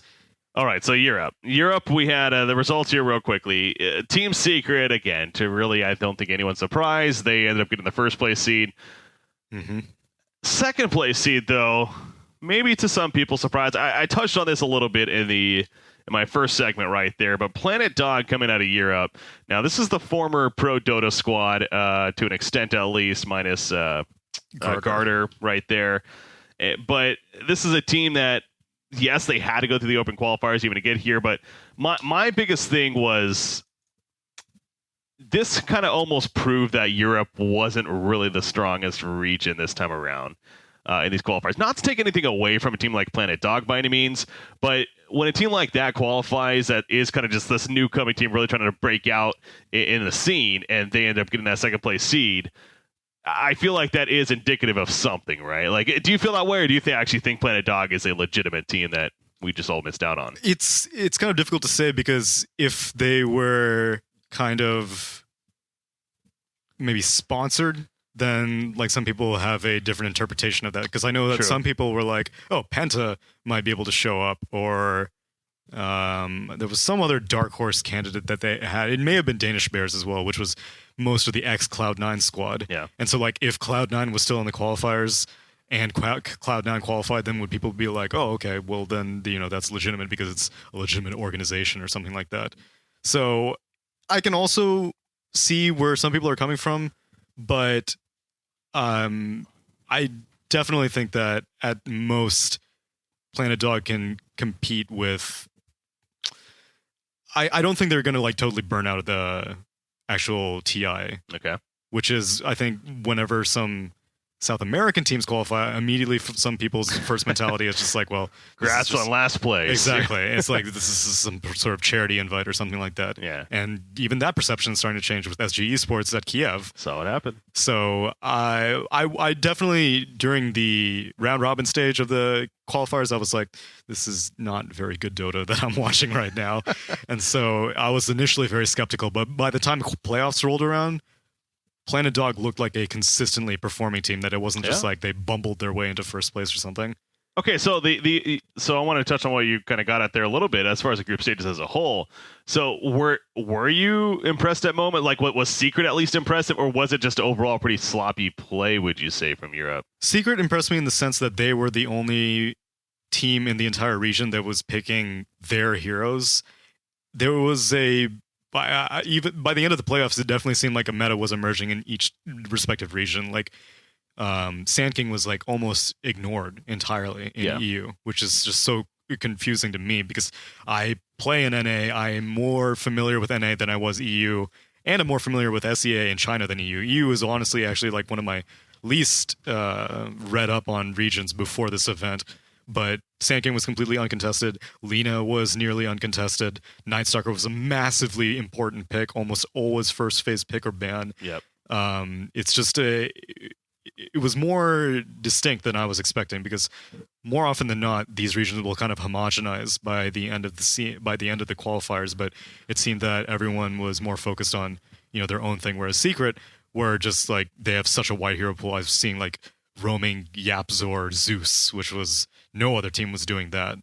But yeah, aside from Secret, and I'd say the top three made sense to me: Planet Dog, Mouse Sports, and Danish Bears. They definitely seemed like the most competitive teams, and the other ones they had cute runs occasionally. And like I know 4 Protect 5, which didn't do very well. They had like a really nice mid Pugna on Swift Strike or Slash Strike, whatever name he goes by. But yeah, overall, I can understand why many people were like, I'm not really going to pay attention to that region. Well, you talk about teams that finished near the bottom right there. Of course, you had Cool Beans on the very bottom there, the Open Qualifier team. Right. Loda and Sani making those guys. Technically, they beat Planet Dog in the first Open Qualifier. They did, yeah, they did. And who did they beat? Penta, looks like. Yeah, that was their only win. Yeah, which was a ridiculous game. It was that was the crazy comeback game. Yeah, it was like 110 minutes against Mega Creeps, and well, if you're going to win one game, might as well win it. We had some, I want to say Southeast Asia, which thank God for that, was the only region that didn't have a insanely crazy long match. Because you had, what was it, North America had the Planet Odd versus NP. That's that right. went almost an hour and a half or so. Yeah. And then, of course, the CIS region. Empire versus Spirit. Oh, my God. What was it, ridiculous. 2 hours and 20 minutes? That is just absurd. I believe so. I can't believe that. Yeah. Toby was. I love. You see the transition they made. Man, that clip was amazing. Oh God, that was so good. Because it wasn't. They had no clue. In the panel, we didn't even have the audio. Oh, you so did. we were just like sitting there, and then it was like the throne exploding, and then the guy on the production was just like, "We're gonna go back to you guys for a quick reaction." Yeah, and we were just like, "Well, it's over." Yeah, because there was like a little pop up at the bottom during one of our games. I was just like, "There's a 90-minute game." Oh, no, it was Vega. It was Empire versus Vega, I think. Okay. But yeah, it was like there's a 90-minute game going on BTS 5, Empire versus Vega, and we were like, wow, that's pretty interesting. And then like I'm pretty sure we casted an entire series in the span that one game took place. So yeah, to give people an idea, if you haven't seen it yet, there's a clip of Toby was casting at Toby 1. I don't even know who his co-casting was, to be honest, but it was fogged. It was a fog. Okay, so but Toby was the star though, as he tends to be in this case. It was they literally cut to the clip because you were casting a European match. It's like, oh, there's this really long match. It was like over 2 hours at that point, obviously. So you guys go to it after your game finishes, and then it cuts to the game. The Ancient is exploding, and the game's over, and you just hear Toby go, "It's freaking finally over!" Except instead of freaking, right. I think it was a little more emotionally, a little more emotional than that. So it was just, if you haven't seen it, you need to look for that clip somewhere on Reddit or whatever. But hilarious stuff. Anyways, so back to Europe though. Alliance and Crescendo kind of stand out as two teams that. I feel like these were two teams that you could have maybe considered. In fact, in my case, I picked Crescendo to finish second. Mm-hmm. Do you feel like these were just disappointments, or maybe were they overrated? No, I didn't have any faith in Crescendo to begin with, which sounds a little bit rough, but like they have played barely any games. They hadn't shown up to any lands that I can think of because the team was just like freshly assembled. So it's difficult to be able to get matches under your belt. And it's actually very much in contrast to Planet Dog, because even though Planet Dog is an open qualifier team, the Pro Dota squad has been playing for ages with each other. Yeah. And so I didn't have too much faith in Crescendo. As much as I love me some Synderen, I think you need more than just star power to be able to win a tournament of this, or a qualifier of this caliber. I mean, because Crescendo was all known quantities: Baby Knight, Excalibur, Synderen, EGM, Ake. On paper, all these players are very strong, and they still are. It's just you can't just blend any 5 players together and expect to be able to get a victory out of it. Yeah, and I fell into that. I'm not gonna lie. I was fooled by it a bit. I had Synderen on in a previous show. He kind of hyped it up, and And so I'm sitting here like, all right, yeah, no, I think but again, it does go back to, for me, the reason why I went with them at the end is because it's a mix of that, but it's also, like I said, overall, there wasn't another team that really just, I mean, Mouse Sports is kind of this other team that you could argue that would have been the safer and the better second place pick, if anything, which I definitely get. But personally, I've just not been impressed by Mouse Sports, aka Ad Phenom, since the Boston Major. I just have been disappointed by their performances. So now, to be fair, in this case, they got to the winners, they got to the grand finals. They were in a very good spot, of course, to make it still, and that would have been great to see. I would have loved to see them there, as I know many people would have. But they fell short 3-1. But that grand finals, was that a close one of sorts, or was it really Planet Dog making a statement there? I'd say so Dog won the first game, and then Mouse Sports won game 2. Yeah. And at that point, I was just like, wow, okay, Mouse Sports. Mouse Sports in the head-to-head result in the semifinals 2-1 to Planet Dog. And so if you're just looking at past results, it looked like Mouse Sports had the upper hand on Dog. But then Dog proceeded to just obliterate the losers bracket. They 2-1 Singularity. They 2-0 Danish Bears. And they were running on a high, it seems like, because after the second game of the BO5, it didn't even look close, because Mouse Sports were just outclassed, outdrafted, outplayed. It was looking like Planet Dog was just a TI contender team, and Mouse Sports just was not. I'm also noticing Planet Dog managed to get Night Stalker all 4 games. Yeah. And that was one of the most contested. That was one of the most banned heroes. In fact, I was looking at the Dota buff here for specifically the European region, but honestly, across all regions, I wouldn't be surprised if Night Stalker was up there on the ban list, and he was second in bans. Clockwork was the most banned, and then he had Night Stalker at second. So Mouse Sports, you kind of look at something like that too, and when you let a team get the same hero that's highly contested. Part of the issue was that Planet Dog have this one player, 33, who is he's been around for a while. Yeah, and not necessarily under that name, because his other name is the Coon, I want to say. Yeah, not quite as family friendly occasionally. Yeah. So he was popping off during the entire qualifier, because I hadn't seen some Planet Dog matches in the playoffs, and there was one series where Merlini was like, dude, I saw this guy play Tidehunter, and he was just like ridiculous. And then me and Draskell were like, did you seriously just say that someone can play Tidehunter? Tidehunter, it was insane. Yeah, that's like, weird. What are you trying to say here? And then I watched him play Tidehunter twice, and it was ridiculous. I was like, this man makes it look like a completely different hero, and he played an amazing Darkseer in another game. And so more often than not, Mouse Sports were more concerned about taking care of 33. And maybe that was part of their downfall, but the guy was just so damn good that maybe, it wouldn't really matter what hero you gave him. All I know is after game 1, which Planet Dog got their Darkseer, it was like immediately the first ban for Mouse Sports. And so it was, I guess, strength to Planet Dog's captain as well, J4 apparently. I wasn't sure about this in the game, but based off of Liquipedia, it does seem that J4 is the captain, which is good, because we were never really giving too much credit to J4, because like Swift Ending was doing really good work on his carry. It was a lot of Lifestealer, and occasionally he would step out into like a Clinks as well. Yeah, and, he's been around in the scene for a very long time, and so he has a lot of signature heroes. So he was doing great. Kaiser on the mid was also consistently, like, he wasn't as good as Thug, and so Thug would more often than not win the mid lane, but he would do it with less help, and Thug would often get more help, and that's just a style of the players. And then Milan, I remember playing an amazing Earth Spirit one game, but it was also combined with 33's Darkseer. And so I was never really able to give J4 very much credit, but Planet Dog's drafting, I would think, was making a very, very large impact on their victory, not only against Mouse Sports, but just throughout the entire qualifier. Yeah, this is a team, these players at least, even individually in Source, but I've had the chance to really cast a fair amount over my little less than a year now that I've been casting Dota 2, because a lot of these amateurish events, things like the Pro Dota Cup, for example, players like this, playing in it quite a bit. And I've always kind of noticed these guys as if players that have definitely been making their mark, but obviously have not necessarily really done the most just yet. So when I kind of looked back at it and realized their roster and then saw them qualify in the end, I even sent a tweet about it. I'm like, you know what? I'm really not surprised that this is the team that actually qualified second in the end, because they have been showing they've kind of been that team maybe under the radar, but they definitely have been showing that they are a team to reckon with. And consistency thing I think is one of the biggest as well. On top of that, so obviously we're talking a lot about to them because Secret we know plenty about. Yeah. So really the highlight here is on Planet Dog. But those are the two teams coming out of Europe. You've already talked about you don't necessarily maybe expect the most out of Planet Dog though in the main event. Not necessarily getting knocked out in the group stages, but maybe not going too far. Yeah, in the playoffs. It's always difficult because I know one of the things that I always kind of had issues with SEA with is that like within SEA some SEA teams look amazing.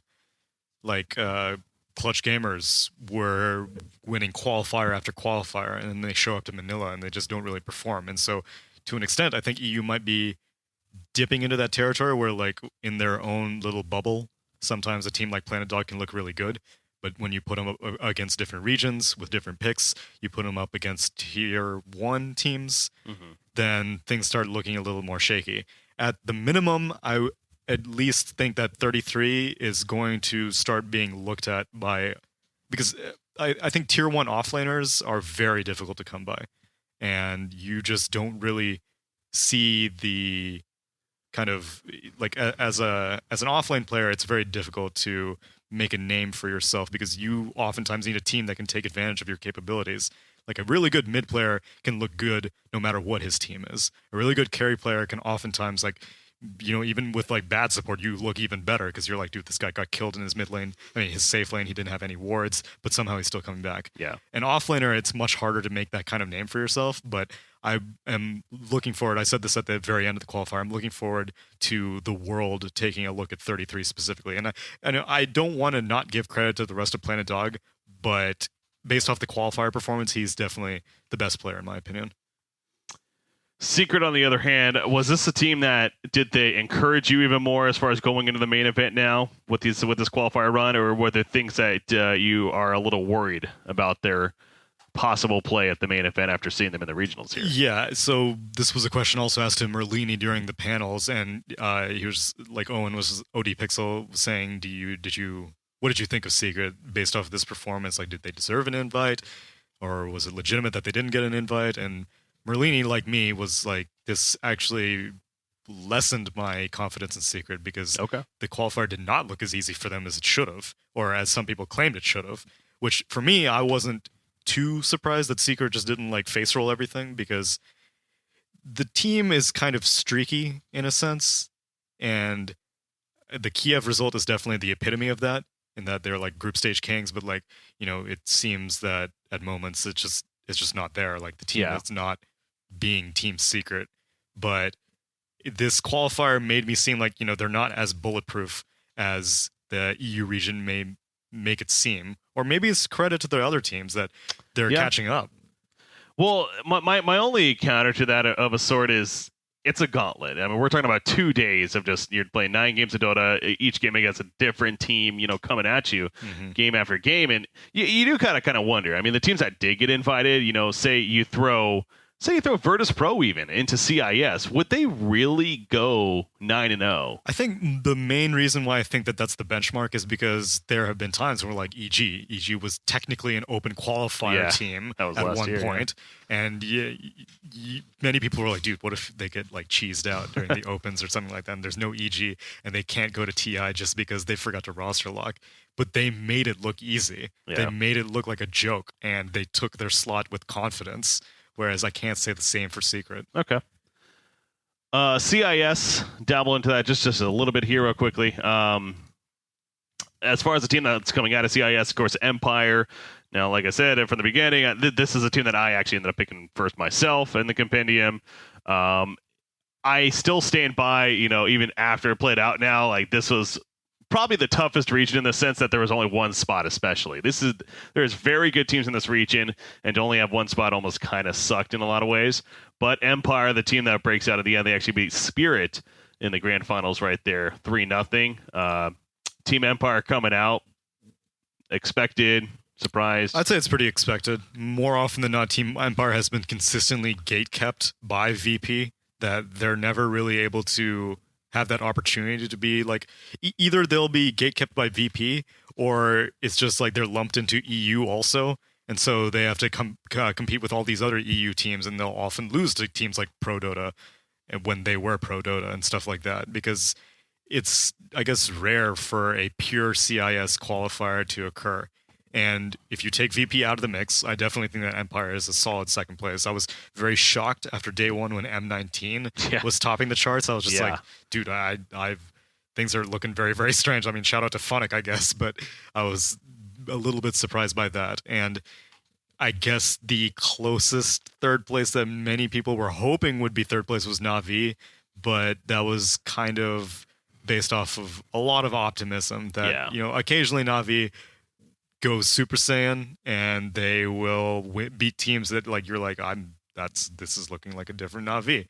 But this was not the case during this qualifier, to many people's sadness, as this will be the first TI that Dendi will not be attending. Na'Vi, the organization, will not be attending. But there is, I guess, a new era upon us. As I know, I saw some Reddit posts. I was like, this TI will have the most newcomers to TI of all time. And I think that's good. And I think that is indicative of just how good the competition's gone, how much has changed, and I think that's healthy for the scene, especially when it is still so young. If we're just constantly still even seeing the same players and same team, then it does, I feel like, take away from that it's overall competitive. So I personally like seeing that. You mentioned Dendi. Hal's another player actually getting knocked out from the China region. Ice from SEA. Ice from SEA. Yeah, there's several players here on the list that not going misery on top of that. So that aren't going to be going for TI for the first time, and but again, as now I am newer, so I kind of get it from that perspective too. But I like it. I like seeing new blood, and I think it ultimately is for the better in the health of the scene. But you mentioned M19 there real quickly. Another open qualifier team. You look across the region. Southeast Asia had, in the case of Execration, they ended up getting qualified going to TI. They came out of the opens. You had Planet Dog, as we were just talking about, out of Europe. Obviously, you have M19 out of CIS right here. Open qualifiers aren't as much of a joke as people maybe make them out to be anymore. I think it's mainly because people are taking it more seriously now. Whenever open qualifiers first came out, it was like anyone can do it. Even you at home with your 5-stack could win open qualifiers. And so you just had like a lot of, random stacks that were just joining in, and Valve would pretty much invite all the legitimate teams in directly through the regionals. But now there are a lot of legitimate teams, but there are also a lot of, I guess you could call them club teams, but not really. It's just like teams that don't have sponsors and don't really have consistent opportunities to play online tournaments and qualifiers and stuff like that, but they're still good within 5 players put together.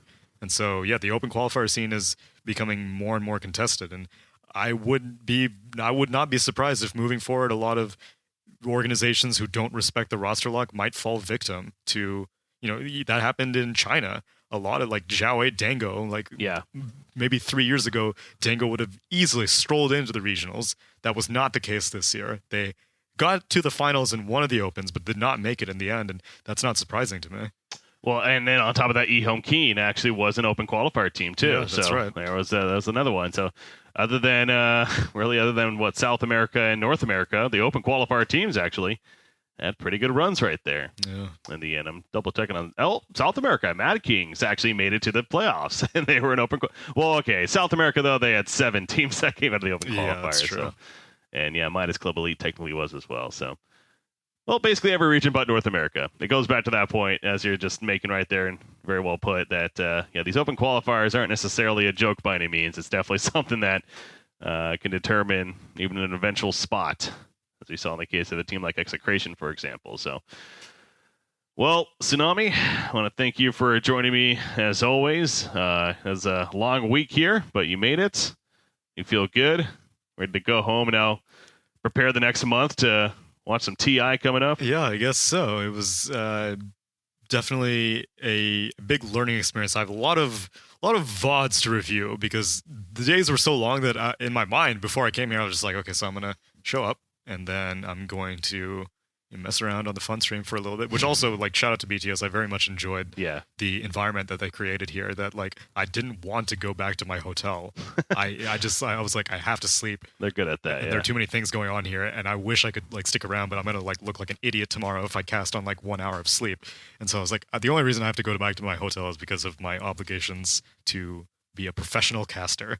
But so I didn't get any opportunities to, like, look at the VODs of my paneling, and it's like, do I have, like, some bad habits? Because this is, like I said, this is totally new experience for me. Like, everyone else here has LAN experience. Everyone else here I'm pretty sure doing this longer than I have. And so I felt a little bit out of my depth coming here, but everyone was incredibly welcoming.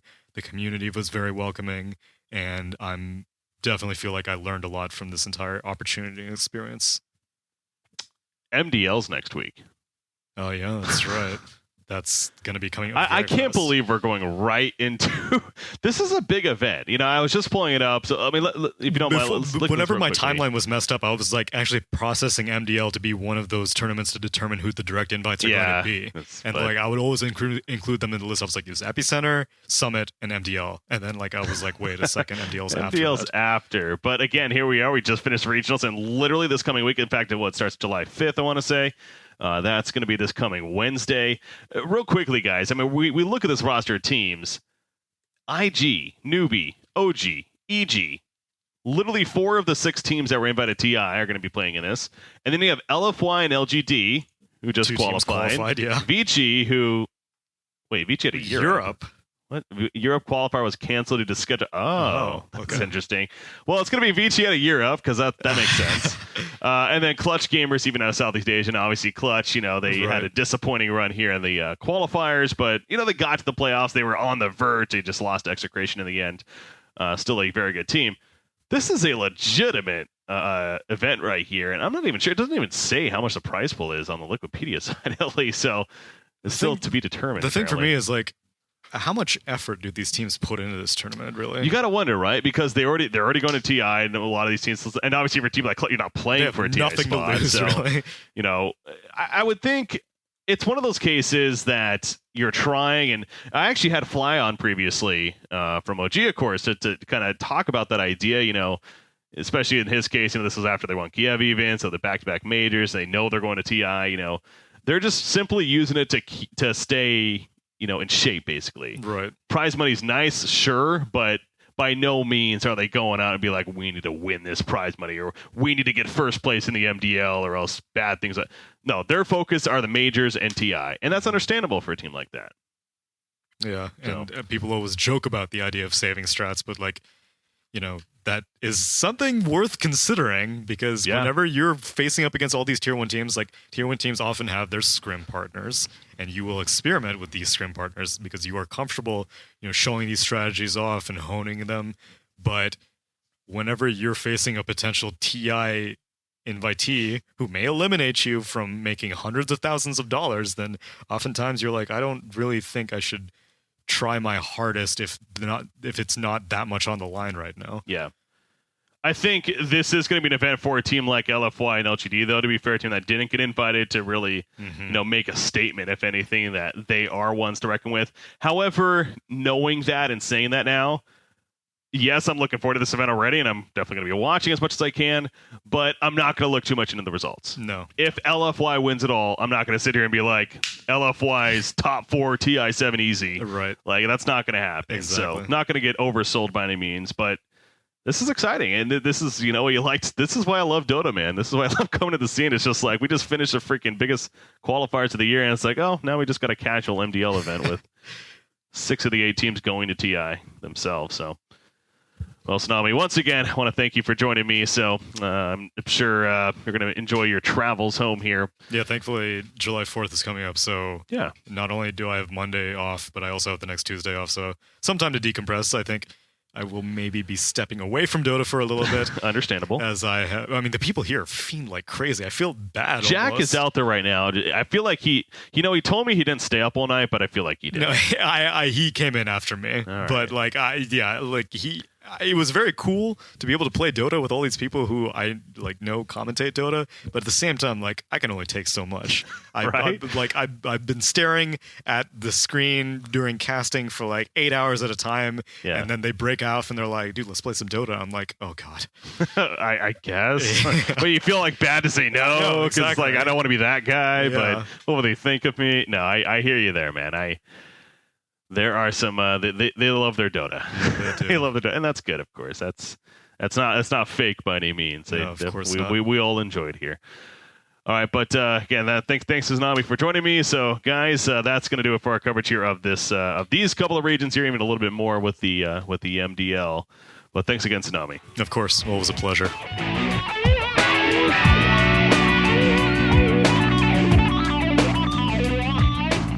So that's going to pretty much wrap things up, though, guys, as far as our show today. I hope that you guys got a good idea of what took place at the regionals right here. As thanks again to all my guests here, Lumi, as well as Zrock and Tsunami right there. Appreciate those all joining me and talking about their respective regions there, giving us the best idea overall as far as what took place. So, obviously, I watched a fair amount myself, especially with me. I got the chance to cast the Southeast Asia region and even a little bit of the Chinese region, which was almost a little bit of a surprise there at the very end on the final day. But I had a lot of fun with it. And to kind of go off also what Tsunami was saying, the chance to do this was awesome. I mean, this is definitely something that I am excited to be doing. Again, I've been coming into the Dota 2 scene. I broke into the Dota 2 scene, I should say, really back in, September, November of this 2016. Again, when I made the point to become an esports caster and somewhat of a full-time streamer, honestly, I can't say I would have expected to already be at this point with it being less than a year even. So it's really cool to be able to get this opportunity. Again, the ultimate goal is to be able to go to TI. I've already made this point to guys. I am going to be going to TI no matter what. Hopefully, I have my fingers crossed that I get to go as a talent of some sort on behalf of Valve there, and whether it's even the group stages or anything like that. I'm not expecting it, frankly, because I am still so much newer. And there's definitely a lot of talent out there. But again, as a competitive person myself and somebody that wants to really be successful in this industry, that's a goal to have, right? So, but I am going to be going no matter what. So it's going to be such an awesome event. These regional qualifiers really helped reassure that idea. If anything, I already knew it was going to be. But again, this is the first time I've actually been in the scene too, that I've gotten to experience TI and the whole season really from the beginning throughout this year, and kind of seeing how it's developed. And now that we have the 18 teams that's going to be going, we are just one step closer to actually making it happen. And also on top of that, I believe the prize pool is just, as we're recording this, it's literally just on the verge of 20 million. So we're well on pace to possibly break last year's prize pool. On top of that, which is also exciting stuff, it always makes it that much more entertaining to follow. But going to be wrapping things up here. I don't think it makes sense to do a competitive surge once again. And obviously, the big focus was on the regional qualifiers here. We also did touch a little bit on the MDL event with Tsunami right there. So Mars Dota 2 League, that's going to be starting up next week. Be sure to look for that. Again, the 8 teams that are in that: Invictus Gaming, Newbie, OG, Evil Geniuses, LFY, LGD, Vici Gaming, and Clutch Gamers. That's going to be an epic event. And a good idea, at least an idea of what to expect at TI. Like I was stressing when I was talking with Tsunami there, I don't think we can really look too much into it, but it's going to be fun. It's going to be fun, especially to see those invited teams, IG, Newbie, OG, and Evil Geniuses, and what they're going to bring to the table at such an event. So look forward to that next week, and obviously we'll break down that event in the following podcast. It'll be kind of midway through it, if not shortly after it starts right there, and kind of go from there. But yeah, this next month here, guys, at this podcast show, it's going to be really mix of a couple of events that are going on, from the MDL to the Dream League later on in the month. But a lot of the focus, too, going to be previewing TI7. That's going to be happening earlier on in August there. So again, shout out to my guests here, Lumi, Zrock, and Tsunami. And thank you guys for tuning in to the DotPro show with BreakyCPK. I am BreakyCPK. Until next time, guys, have a good night.